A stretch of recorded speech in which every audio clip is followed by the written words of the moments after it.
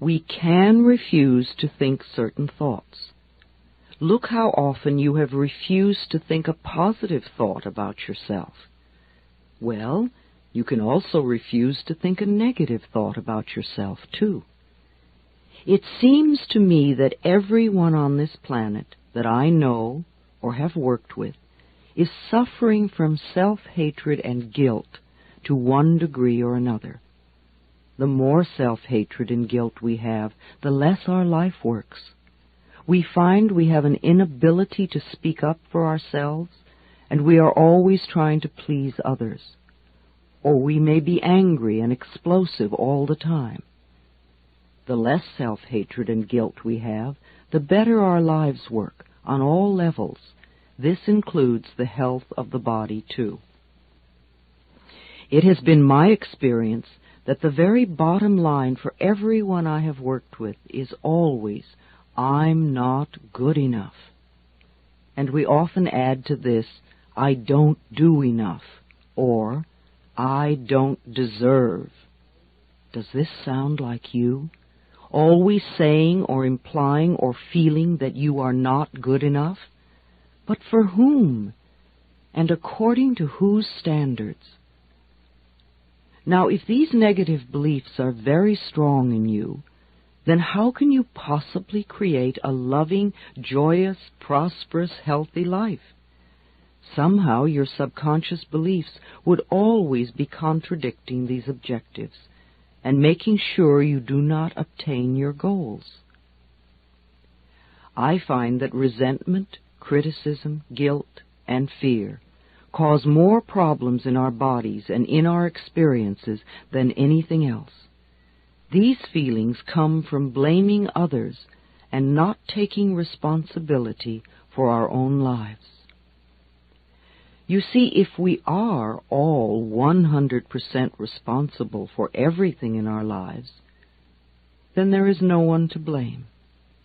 Whatever is happening out there is only a mirror of our own inner thinking. I am not condoning other people's poor behavior, but we must realize it is our beliefs that attract to us people that will treat us that way. If you find yourself saying, everyone always does such and such to me, criticizes me, ignores me, takes advantage of me, or abuses me, then this is your pattern. There is some thought in you that attracts this behavior.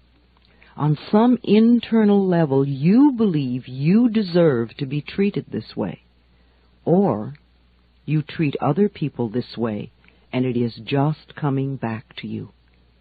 Whatever we give out, mental, physical, or verbal, will come back to us. When we no longer think or behave this way, the other people will change their behavior, or they will go and do that to someone else who believes they deserve it. You will no longer be attracting the experiences you say you do not want. Whether we want to change a life experience or a physical problem, the place to begin is to say so. Literally say, I am willing to release the pattern within me that is creating this experience or this condition. You can say this to yourself over and over every time you think of your illness. Say this with me now.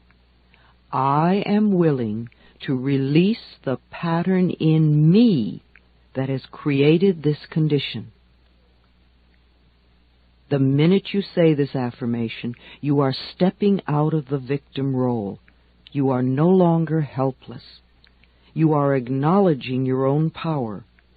You are saying, I may not understand it, but somehow I am beginning to understand that I contributed to creating this problem, and now I take my own power back, and I am releasing it and letting it go.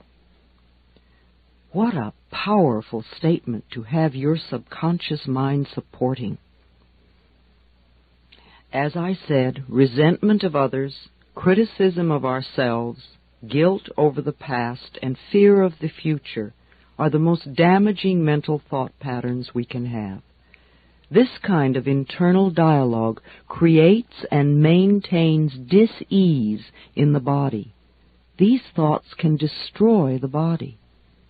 Fear can contribute to baldness, ulcers, colon problems, and even painful feet, among other things. Criticism, as a permanent habit, can often lead to arthritis in the body. Resentment, long held, eats away at the body and becomes the dis-ease we call cancer. Guilt always looks for punishment and creates pain. Fear comes from not trusting the process of life to be there for us. You know, the most precious thing in our life is our breath. If you did not take another breath, you would not last 3 minutes. Yet you have such faith that your next breath will be there, that you don't even think about it when you exhale.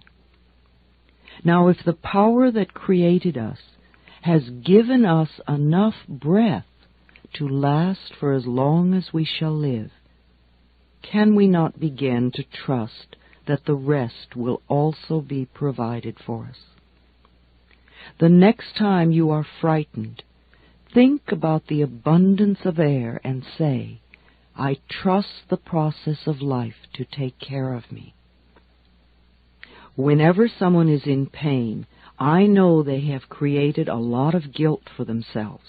Chronic pain comes from unrelenting guilt, often so buried that we are not even aware of it anymore. This guilt must be dissolved before the pain can be eliminated. Guilt is a totally useless emotion. It never makes anyone feel better, nor does it change a situation. Your sentence is now over. Let yourself out of prison.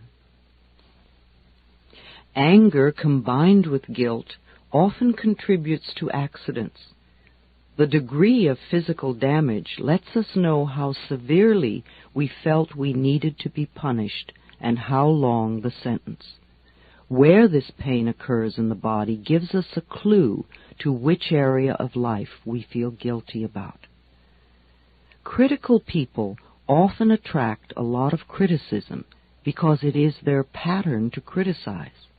They are often cursed with perfectionism, the need to be perfect at all times in every situation. Do you know of anyone on this planet who is perfect? I do not. Why do we set up standards that say that we have to be superperson in order to be barely acceptable? That is such a heavy burden to carry. When I was a little girl, I had a very difficult childhood. My parents divorced when I was 18 months. I was raped when I was 5. I became a battered child and grew up in the Depression. My mother was very much a victim, and my stepfather constantly expressed his own brutalized childhood. I grew up having a lot of resentment.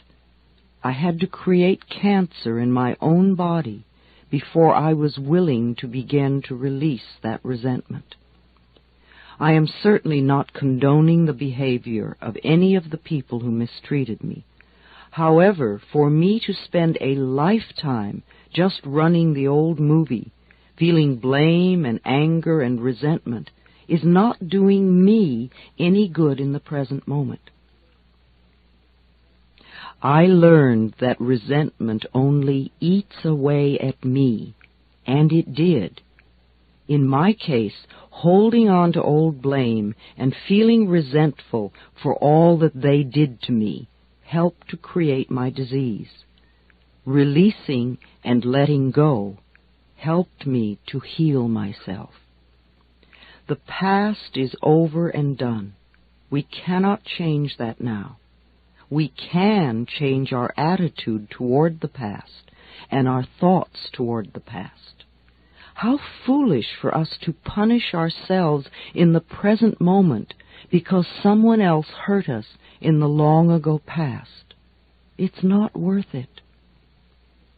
I often say to people who have deep resentment patterns, please begin to dissolve the resentment now when it is relatively easy. Don't wait until you're under the threat of a surgeon's knife and you have to cope with panic too. It is vital that we release foolish, outmoded, or negative ideas and beliefs that do not support us and nourish us. Our concepts of ourselves and of life and of God must support us, not negate us. No matter what our disease, if we choose to believe that we are helpless victims and that it is all hopeless, then the universe will support us in that belief and we will just go down the drain.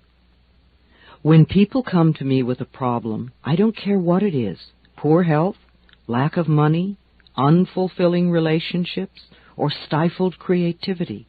There is only one thing I ever work on, and that is loving the self. I find that when we really love and accept and approve of ourselves exactly as we are, then everything in life flows.